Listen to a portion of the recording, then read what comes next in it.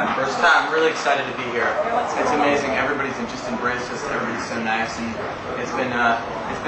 we haven't really been able to get out and see. We've been sort of, on the resort. We just got here yesterday, but everybody's been so kind and embracing and awesome. It's cool to go to somewhere that you've never been before, in your entire life, and have people waiting there, to embrace you and be so kind. It's we've been blown away with the reception coming here, and can't wait to see what the next few days have in store for us.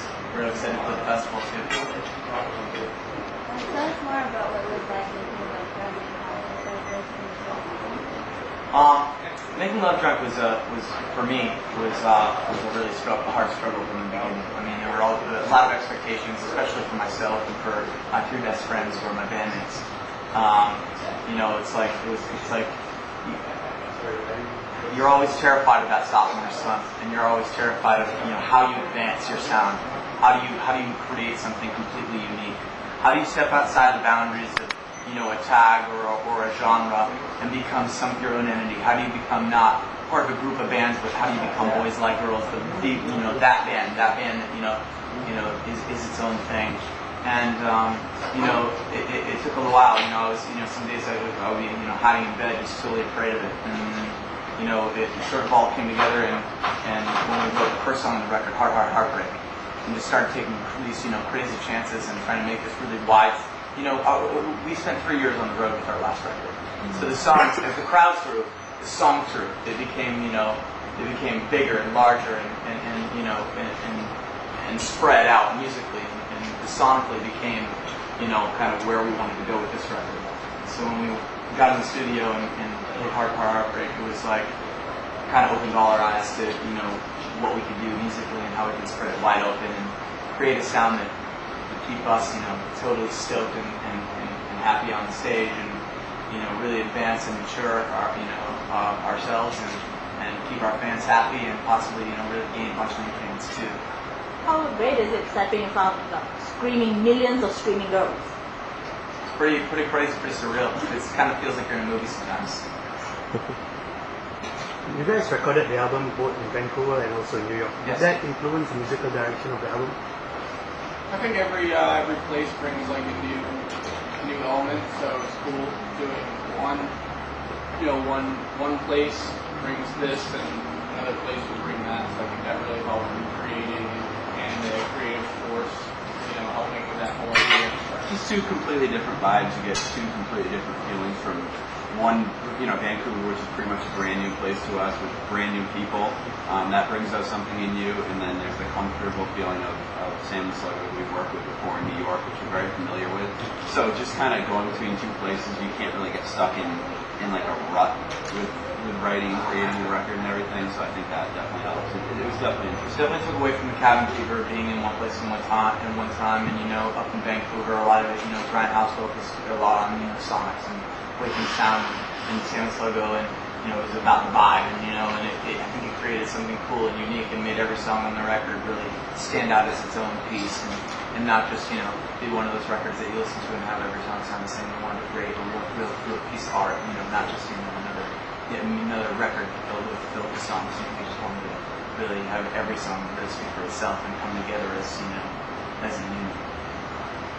Do you guys have a personal favorite in terms of creating a song on the album? Do you guys have a favorite that maybe is not the single right now? I think when we were creating the record, it was like Heartbreak kind of inspired the vibe of the record, but I think every song it's like talking about your children, It's like talking about your little babies and saying, did this baby, is this baby your favorite, and why, every song speaks for itself in its own unique way, and every song is there for a reason, and there for it's on the record because we needed it to be.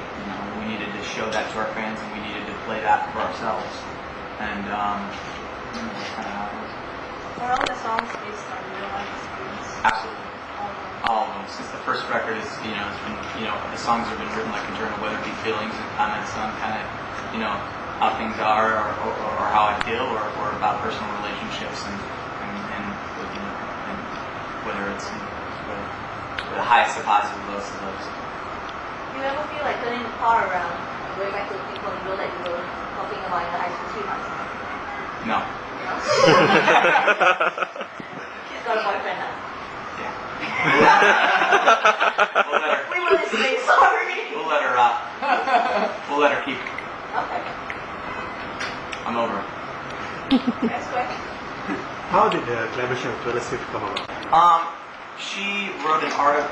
She was doing an article on all her new favorite songs in the Wall Street Journal back in the States, and mentioned "Hero of Heroin," which was one of her singles at the time. And I was like, "Whoa, this is really, really cool!" And wanted to get in contact with her, and they're about saying thank you. I'm a huge fan as well. I love how personal you are with her approach to songwriting seemed kind of similar, really, really personal and just kind of about real life events. And ended up going down and doing some writing with her, and wrote a bunch of songs for some different artists and stuff, and had a lot of fun doing that. John actually became friends with her as well, and she came out to one of our shows. He ended up playing drums on one of the songs on Fearless. Then when Two Is Better Than One felt like it was really missing something. Felt like it was missing kind of that the other side of the story, the other voice. And she's obviously the first person that we had in mind. Her honesty in her music and that true, genuine feeling that you hear when you hear her voice. It feels so genuine. And I think we were really, really blessed to have her on the track. I think she really brings out the best in the song. We're really, really happy about it, and hope the collaborations continue. I'm so excited to be part of the business. So excited. And it's It's awesome. it's so cool that it's like the whole world is watching, and we're just so excited. We look outside our hotel room. It's like, When we see the stage, we're like, oh, can't wait. I looked outside and I didn't know what it was, and I turned on the TV. And I was like, wow, that's gonna be crazy. So we're really excited about that. Yeah, it's It's definitely a dream come true to be able to travel around the world and play music for people that actually want you to be there and want to listen to it. So. Did you guys have anything planned, before coming here? Did you hear anything about KL and sort of have plans to visit some? We heard a little bit about it. I think, especially on the. We're pretty busy boys. Yeah. We just got off a full U.S. tour and been doing the record in the States. Yeah. So. On the plane ride over, we looked through some of the brochures, and they showed some of the stuff, like the rainforest and all that stuff. It was very interesting. Their main export is palm. Palm, yeah. We You learned get a few chocolate. facts about it. Crazy, so I've been eating a lot of chocolate. They had a full chocolate set up for us in the the chocolate is amazing here. Dude, I dug into that the second I got in my hotel room, and I ate the whole plate, and I was like, We're gonna need to find out. yeah. We're need to find a local treadmill because I'm really into food. So you I ate guys, too much today. you guys will be adventurous and trying to. Yeah, we love exploring cultures. It's our favorite thing to do. We're blessed with the opportunity to be in different places, and we're not just gonna sit in office. Yeah, we're already making plans to come back. For next time we come back around, we're going to try and schedule like 2 or 3 days before or after, where we can just actually this whole area is like amazing. We're having a great time, but we also love doing the local type of things. So we want to go to some like the jungle type places. And we heard a lot about like being able to just sleep out there and go on like a guided tour, and like you can see like monkeys and all. We've never done that before, so we're gonna definitely plan to do that next time around. Whenever we go to a new place, we try to soak up as much culture as we can. I mean, not many people get the chance to do that. Not many people get to see the world. We're blessed with the ability to see the world, so we try as much food as we can. As weird as it looks, we try as much, we try as much of the culture as we can, and just dig our teeth into as much as possible. And every time we get back home to the U.S., it gets a little bit more boring. We've seen some cool stuff. Yeah. Last 3 questions. What do you guys do to chill out? Since you sound like really insane. I think we all have our little things that we do.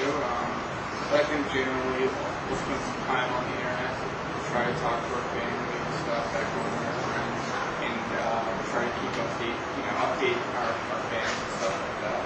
Yeah, we don't have like a ton of chill time. The fact that we're always moving, always on the go, and instead of just like if we had a day off, instead of just sitting in the hotel room, we'd rather go out and take full advantage of everything that's around us, especially in countries we've never been to or don't get to come to a lot. So I think We're all in our early 20s. We got a lot of Yeah, energy. I think we're gonna chill when we're a little. We got a lot of energy. We'll sleep when we're dead, you Yeah, know? we'll sleep when we're dead. When I'm 65, I'll be hanging out on the beach. But But right now, we just want to make as many fans and make as many impressions as possible. On my downtime, I just, you know, I like to sit online and try to, you know, blog and stay in touch with the fans, and you know, that's my downtime. It's, you know, it's just spreading this thing. We're so passionate about it that, you know, I mean, downtime to me is just, you know, continuing doing it. This is what I love to do. It's what I've always loved to do. When you can head tomorrow, what would you do? Probably explore. I'd go into the rainforest. yeah. And then probably, you know, probably go, you know, probably take a bunch of pictures and share with our fans.